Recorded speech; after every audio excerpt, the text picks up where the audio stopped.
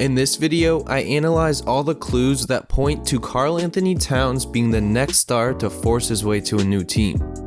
Be sure to watch till the end of the video to hear about what Cat said when asked about his situation in Minnesota, so you can decide for yourself if it seems like he wants to leave or stay. Cat was taken with the first pick in the 2015 NBA draft by the Timberwolves. Since then, he's averaged 23 points, 12 boards, shooting 40% from 3 on 4 attempts a game. And more recently, puts up numbers closer to 25 points per game, shooting 40% on 6 attempts from deep. The average NBA fan knows Cat is in a class of his own when it comes to a stretch big, but his insane production from beyond the arc has yet to translate to a winning record. In fact, since Towns has been drafted, the Timberwolves have only had one season with a winning record, which was 2018 when Butler led the team to the playoffs. All the other seasons have either been disappointing or expected. So what's the issue here? Towns has been a top-tier center since entering the league. So has the Timberwolves front office failed to draft or sign the right players? Or has the rest of the NBA come to the realization that Minnesota does not have a winning culture? First, let's dive into the talent, or lack of talent, that the Timberwolves front office has tried surrounding Cat with to compete for a playoff spot. So, starting in Cat's rookie season, the roster was young, consisting of guys like Wiggins, Rubio, and Levine. With the core of the team being so young, it made sense for them to only win 29 games, which was actually close to double the previous season. The following season, the Timberwolves improved again, winning 31 games and picking up Chris Dunn with the 5th pick in the draft. Looking back at this pick, it was terrible for the growth of the team, and at the time it was even questionable, but Dunn brought perimeter defense that Minnesota desperately needed. However, the Timberwolves were on the rise, and in Cat's 3rd season, they managed to make a move that would actually put them in playoff contention, trading for Jimmy Butler. Unfortunately, they had to give up Levine, Dunn, and the 7th pick, which ended up being Lauri Markkanen. So already, Minnesota was cashing in on young players and assets with potential to go get a more established player that could lead them to the playoffs. So, did they make the move too early? Things were great for that one season, or at least that's what the results showed. The Timberwolves managed to win 47 games, a plus 16 win increase from the previous season. But when looking deeper into how the team functioned off the court and in practices, things were different. Reports of the top players not being engaged or serious during practices started to develop, and everyone pointed to Butler being the issue somehow. They said he was causing a scene during practice and creating a rift between him and his teammates. Eventually, a story got out that Butler had enough and decided to take on the starters with just him and the 3rd stringers. It did not go well for the starters, and it seemed like this was the turning point. Prior to this, Cat had been on a losing team since entering the NBA, and now they finally had what they needed to get over the hump. Butler was an answer to a lot of the team's issues both on the court and mentally, but unfortunately, it didn't last. Butler wasn't happy with the way the guys on the T-Wolves handled themselves. They weren't mature enough for his liking. Jimmy forced his way out of Minnesota after just one season, and the Timberwolves franchise was tarnished. For a time, it had seemed like Cat was a great player, but didn't have the mentality to get better every day. And the Timberwolves organization in general looked like it was in shambles after all the drama with Butler, which is not a good look for free agents looking to join a new team. Since that season, the Timberwolves have failed to get back to the playoffs or even keep a record above 500. Before we get into what Cat said about his situation in Minnesota, I just want to remind you that if you're enjoying the video, dropping a like and subscribing is a great way to let me know so I can make more videos like this in the future.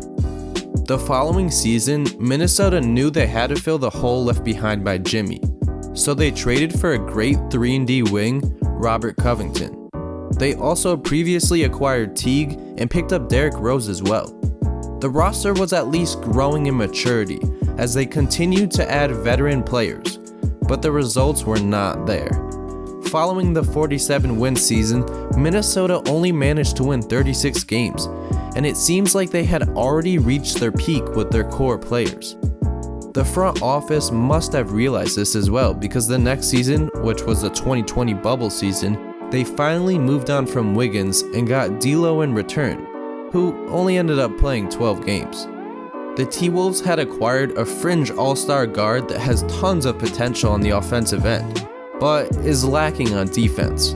They also picked up Jarrett Culver with the 6th pick in the draft, marking the 3rd top 10 pick in a row that did not live up to the expectations.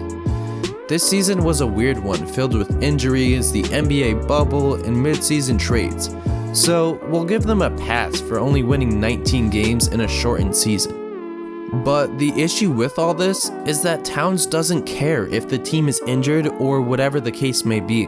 The man wants to win. While us NBA fans can argue that Minnesota would have a better record if the team was fully healthy and the bubble never took place, that doesn't matter to an NBA player that has gone basically his whole career with a losing record. After such a poor season, Minnesota won the lottery and took Anthony Edwards first overall. So far, things have been great for the young guard, and it looks like he will have a long, successful career. But again, due to injury and other things out of KAT's control, the team did not perform. At the time of making this video, the Timberwolves have only won 20 games and are sitting almost at the very bottom of the league. But let's imagine everything went right. No significant players get injured during the season and the team meshes well. What is their legitimate ceiling? While it seems like offensively a D'Lo, Edwards, KAT trio could be dangerous, the other side of the ball is a different story. Currently they are sitting at 28th in defensive rating, and I don't think taking away injuries would really make a difference.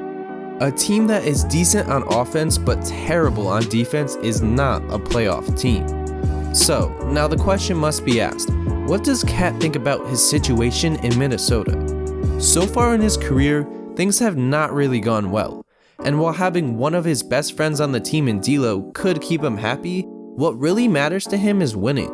But if you don't believe me, let's hear it from KAT himself. Multiple times throughout his career, KAT has told reporters he is done with losing. Even as recent as right before the 2021 All-Star break, Karl-Anthony Towns was asked what he feels about where the team is and what needs to happen after the break. KAT took a few seconds to answer and seemed at a loss for words. He told the reporter, "We just gotta take a long look at ourselves and solve the problem. This is not the way we should be playing. There's not much to say on that." The reporter kept firing the same style of question at KAT, and all Towns could do was shake his head. He said, "I don't want to go into details, but we just gotta execute." The whole time, he had a look on his face that made it seem like there was a player or a few players in particular that he wanted to call out, but he knew that would only cause problems within the team. You can see it for yourself. KAT looks absolutely done with losing, and I'm not sure he wants to wait around any longer. While they do have some more talent on the roster than past seasons with rookie Anthony Edwards and D'Lo running the show when he's healthy, KAT has been ready to compete since day one. Why should he wait any longer and waste his best years on a team that just can't catch up to him? Of course, the argument can be made that the team will most definitely improve with a full season of the starters being healthy, but I see it more likely that KAT forces his way to a contender, rather than waiting around for the front office and coaching to make the right moves. Personally, I just want to see both the Timberwolves and Towns succeed, but it seems like the two aren't on the same page. With that being said, I'll wrap it up here. If you like the type of content I put out, make sure you like and subscribe so you don't miss out on more videos like this one. Thank you so much for watching, and I will hopefully see you in the next one.